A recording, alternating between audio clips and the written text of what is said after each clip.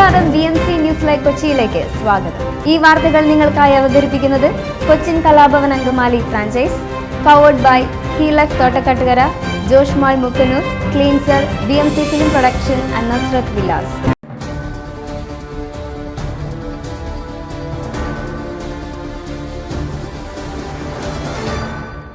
വിജയവാഡയിലെ ഗോഡൌണിലുണ്ടായ തീപിടുത്തത്തിൽ 5 കോടിയുടെ നഷ്ടം.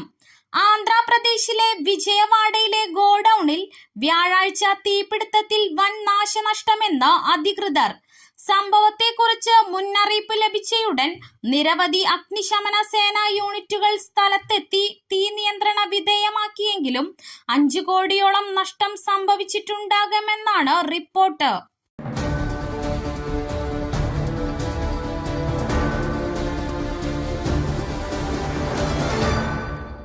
ലോക്സഭാ തെരഞ്ഞെടുപ്പിലെ 1ാം ഘട്ട വോട്ടെടുപ്പ് നാളെ.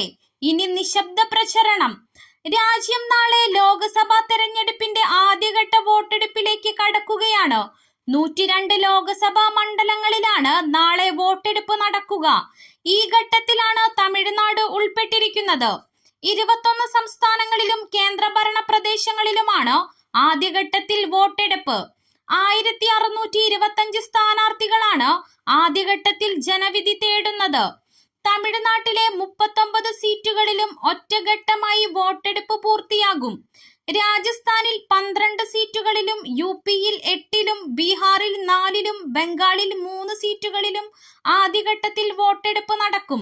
ഇന്ന് മണ്ഡലങ്ങളിൽ നിശബ്ദ പ്രചാരണമാണ്.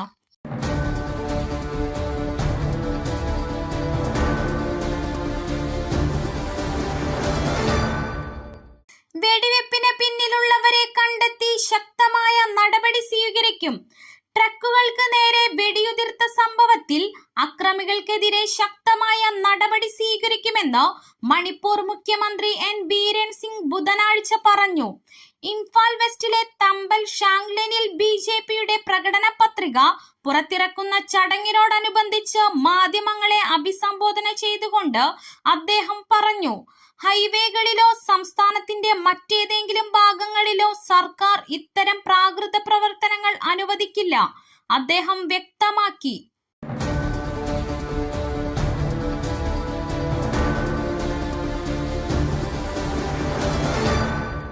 സിൽവർ ലൈൻ അട്ടിമറിക്കാൻ VD സതീശൻ 150 കോടി കോഴ വാങ്ങിയെന്ന ആരോപണത്തിൽ വിജിലൻസ് അന്വേഷണം വേണമെന്ന ഹർജി തള്ളി.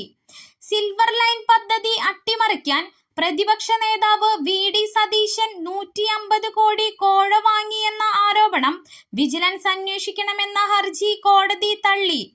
തിരുവനന്തപുരം പ്രത്യേക വിജിലൻസ് കോടതിയാണ് ഹർജി തള്ളിയത്. ഇടതുമുന്നണി പ്രവർത്തകൻ AH ഹഫീസാണ് ഹർജി നൽകിയിരുന്നത്. അന്വേഷണത്തിന് അനുമതി ചോദിച്ച് വിജിലൻസ് സർക്കാരിന് കത്തയച്ചിരുന്നു.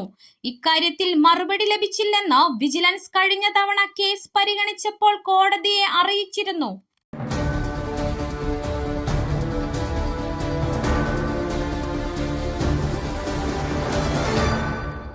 ഓർമ്മവെച്ച കാലം മുതൽ തൃശൂർ പൂരം ഒരു ആവേശമാണ്. 1982 മുതൽ പൂരം മുടങ്ങിയിട്ടില്ലെന്ന് VS സുനിൽകുമാർ. തെരഞ്ഞെടുപ്പ് ചൂടിനിടയിൽ പൂര ആവേശത്തിന് ഒരു കുറവുമില്ലെന്ന് തൃശൂർ LDF സ്ഥാനാർത്ഥി VS സുനിൽകുമാർ. 1982 10ാം ക്ലാസ് മുതൽ തൃശൂർ പൂരം മുടങ്ങിയിട്ടില്ല. അതിനുശേഷം എല്ലാ പൂരത്തിനും ഞാനിവിടെയുണ്ടാകും. അന്നത്തേത് 10 ഇരട്ടി വെടിക്കെട്ടാണ്. ഇപ്പോൾ ഉള്ളത് പോലെയല്ലെന്നും നിയന്ത്രണങ്ങൾ വന്നുവെന്നും അദ്ദേഹം പറഞ്ഞു. തെരഞ്ഞെടുപ്പായാലും പൂരം കൊണ്ടുപോകും. പൂരം മുടങ്ങി ഒരു ആഘോഷത്തിനുമില്ലെന്നും അദ്ദേഹം പറഞ്ഞു.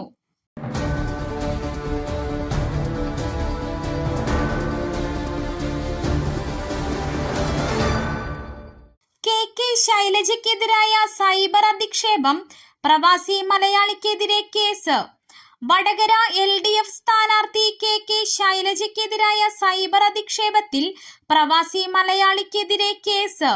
പ്രവാസി KM മിൻഹാജിന് എതിരെയാണ് കേസ്. കോഴിക്കോട് നടുവണ്ണൂർ സ്വദേശിയാണ് മിൻഹാജ്. മോർഫ് ചെയ്ത ചിത്രങ്ങൾ പ്രചരിപ്പിച്ചുവെന്നതാണ് കേസ്.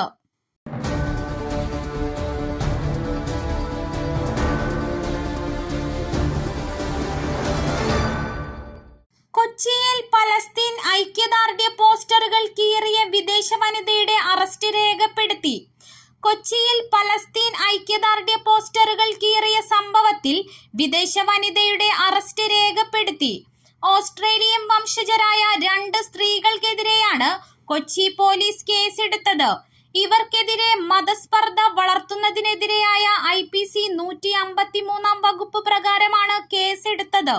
ഫോർട്ട് കൊച്ചിയിലെ ഹോം സ്റ്റേയിൽ പോലീസ് നിരീക്ഷണത്തിലാകും ഇവർ താമസിക്കുക. ആവശ്യമെങ്കിൽ ഇവരെ കോടതിയിൽ ഹാജരാക്കും. എന്നാൽ കേസ് ജാമ്യം ലഭിക്കുന്നതാണ്.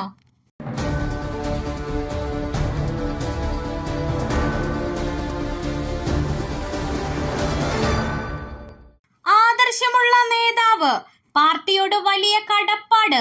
AK ആന്റണിയെ പുകഴ്ത്തി രാജ്നാഥ് സിംഗ്. മുതിർന്ന കോൺഗ്രസ് നേതാവ് AK ആന്റണിയെ പുകഴ്ത്തി കേന്ദ്ര പ്രതിരോധ മന്ത്രി രാജ്നാഥ് സിംഗ്. AK ആന്റണി ആദർശമുള്ള നേതാവാണെന്നും പാർട്ടിയോട് വലിയ കടപ്പാടുണ്ടെന്നും അദ്ദേഹം പറഞ്ഞു. മകൻ തോൽക്കുമെന്ന് AK ആന്റണി പറഞ്ഞത് അത്ഭുതപ്പെടുത്തിയെന്ന് പറഞ്ഞ അദ്ദേഹം പാർട്ടിയിൽ നിന്നുള്ള സമ്മർദ്ദം കൊണ്ടാകാം അനിൽ ആന്റണിയെ പിന്തുണയ്ക്കാത്തതെന്നും കൂട്ടിച്ചേർത്തു.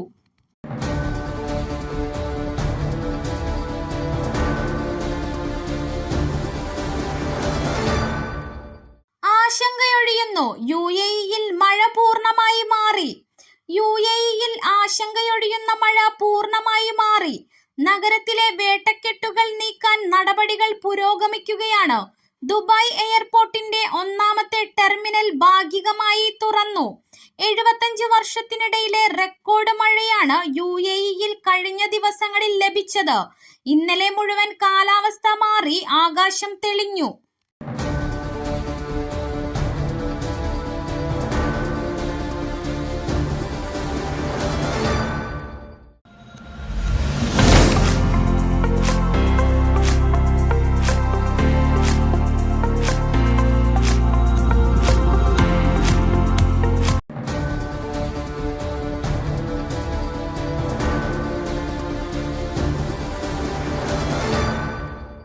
മറ്റൊരു വാർത്തയുമായി കണ്ടുമുട്ടുന്നതുവരെ നന്ദി.